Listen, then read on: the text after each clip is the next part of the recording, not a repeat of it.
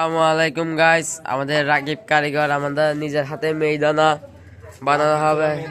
লার্কি চুলার মেইদানা বানাচ্ছে মোহাম্মদ রাকিব হোসেন, মোহাম্মদ ফজলু বাবুচির ছেলে। আসসালামু আলাইকুম। দেখেন আমি আজকে মেদানা কিভাবে তৈরি করি, সবাই থাকেন আমার সাথে দেখেন।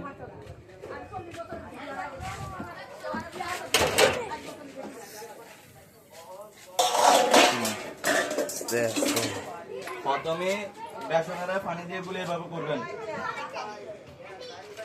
এরপরে তেলগুলো গরম করবেন।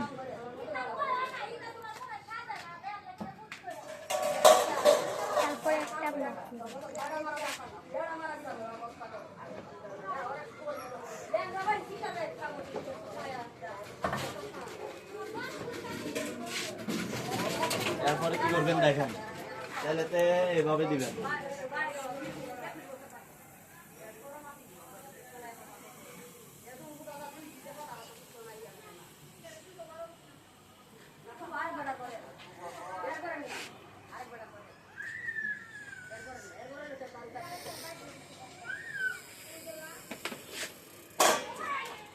কাট।